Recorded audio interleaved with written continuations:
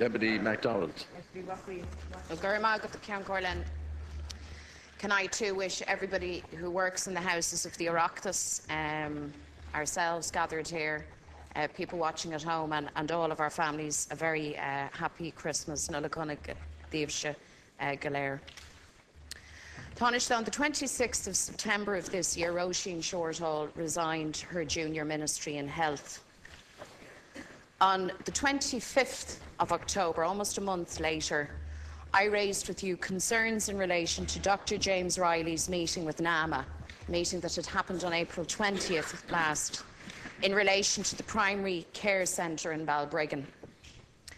And on that occasion, you defended the Minister. You told me that you couldn't track, that you did not wish to track the diaries of every minister and who they met and when they met and so on, and that you would have no wish to do so. That was your response. Tánaiste, it now emerges from Minister Riley's briefing document prepared for him for that NAMA meeting that I have here. We acquired it through a Freedom of Information request by Deputy Pearse Doherty. But it emerges from that note that the specific site in Balbriggan was in fact discussed at that meeting. The site, as you know, owned by Fine Gael supporter Seamus Murphy, the site to be developed by Fine Gael donor AJ Noonan, and the site indeed used by Dr. James Riley as an election office.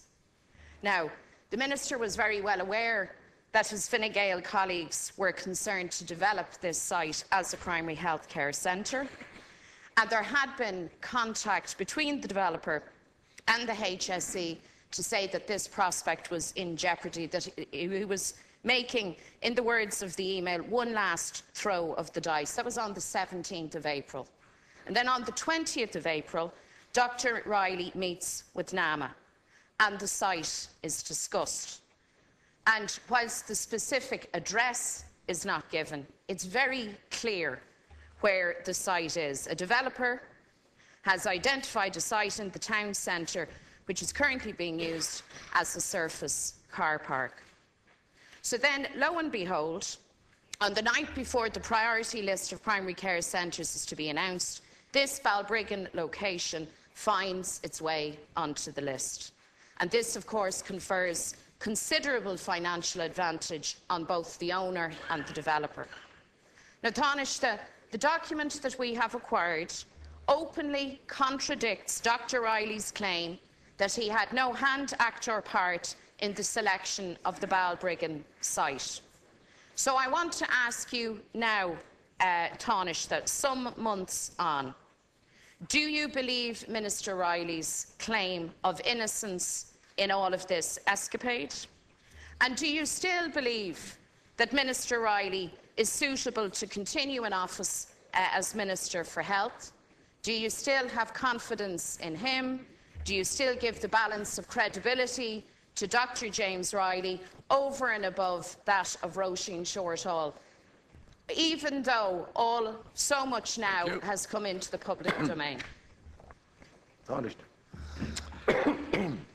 Well, first of all, can I say that this is trawling over material that was discussed here a number of times previously.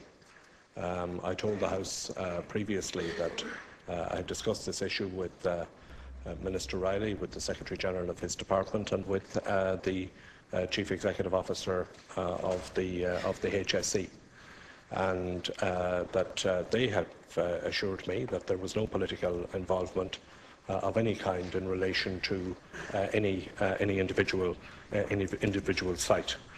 There was an internal audit carried out of primary care centres. Review of departmental files and other documents was undertaken in early October by the internal audit unit at the request of the Secretary-General. The purpose of the review was to determine if any documentation generated from 2011 to date would connect Minister Riley or any of his advisers or anybody acting on behalf of the Minister to the selection of sites for the proposed primary care centres in Balbriggan and Swords. The scope of the request did not relate to any policy decision to locate a centre in either town. The checks were carried out by the internal audit unit confirmed that no documentation relevant to the request was found. The report which issued to the Secretary-General on the 9th of October and referred, he said, you requested the Internal Audit Unit to ascertain whether or not any documentation generated from 2011 to date was available within the department that would connect Minister Riley and/or his advisers or anybody acting on behalf of the Minister to the selection of sites for the proposed primary care centre in Balbriggan and Swords. The Internal Audit Unit asked Primary Care Unit, the offices of Minister Riley and former Minister of State, in addition to Minister Riley's 3 advisers, to undertake a search with a view to locating any relevant documentation. All parties advised the IAU that no records relevant to the request could be located. Well, Taoiseach, can I say to you that your monotone response doesn't take from the scandal that this is? I have here in my hand the briefing document prepared for the Minister, used by the Minister at that meeting on April 20th last. And explicitly in this document, black on white, there is a mention of a particular site. And it is 68 to 70 Dublin Street. That is the site in the town centre currently being used as a surface car park. Now, Taoiseach, I am absolutely astonished on 2 fronts. Firstly, that James Riley and that this government would have the brass neck to act in such an improper fashion. But secondly, and maybe more astonishingly, the fact that you will stand by not just this minister, but by this obvious, sharp, corrupt practice. Sharp, corrupt practices that cost you a junior minister. And we said at the time, and let me repeat it, as we let me say this, and I said it at the time. I said it at the time. I said it at the time. The wrong minister resigned. Minister Shortall was punished for doing the right thing. Minister Shortall was punished for standing by proper standards in public office. And you reward another senior minister by turning your head. Point of order. Sorry, there's a point of order, would you please? Point of order, Cancorla. What is your point of order? Is it now allowable in the House to make allegations under the cover of privilege that cannot be made outside the House without litigation? Has that become standard practice in the House, and is that going to be practiced in the future? Are standing orders going to be amended to remove privilege from people who use the cover of privilege to make allegations against the character of other people in the House? Would you please resume your seat?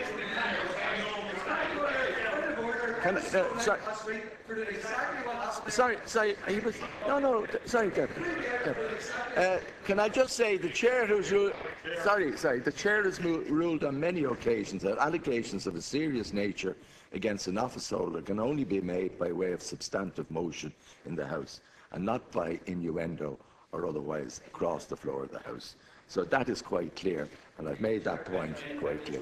Now, we're over time, so if you just put your question, please. There's a 1-minute supplementary. I'm not working on the basis of innuendo or supposition. No, I have the briefing note in my hand that came from the department, which states very clearly that a particular site was discussed with NAMA, the same site that the minister slipped into the list. So my question, Count Corla, to Taoiseach is simply this: what are you going to do about this?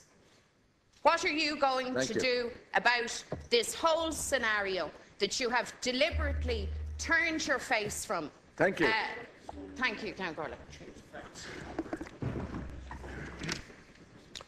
There is a Sinn Féin tactic at Cancorla, which is to come into the House, wave a piece of paper around, say we have the goods on.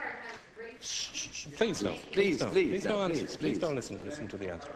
So Sinn Féin tactic: come into the House, wave a piece of paper around, say we have the goods on you, and then make all kinds of allegations, including sharp, corrupt practices and so on. You have a neck. You have a neck. Sinn Féin Sinn Fein, you know, so much illegal activity. How many bodies are buried on this island because of Sinn Fein? You have a neck. You have a neck. You have a neck, and you come in then with your, you come in here. You come in here. You come in here. Sorry, You come in here then. You come in here then with your orders from Belfast to make allegations. Please. There is a way. There's a long-established way of, if you want to make an allegation against any member of this House, there's a way in which. Oh no, that's the trick. You see, that's the trick. That's the trick. That's the trick. The Minister for Health has challenged you to say outside of this House what you've just said in here. Say outside of this House and stand over it. Don't be coming in here and abusing the privilege of this House. If you want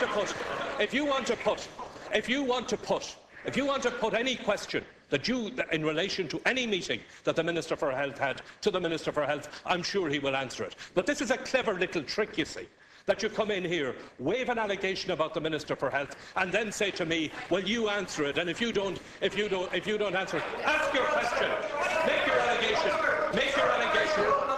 allegation outside of the House if you want to stand over it. If you want to stand over that allegation, you make it outside of the House. You want to put the questions to the Minister for Health, put the Minister to the Minister, put whatever question you want to the Minister for Health, but don't come in here swinging around political allegations. You're steeping to a new low now. Thank you.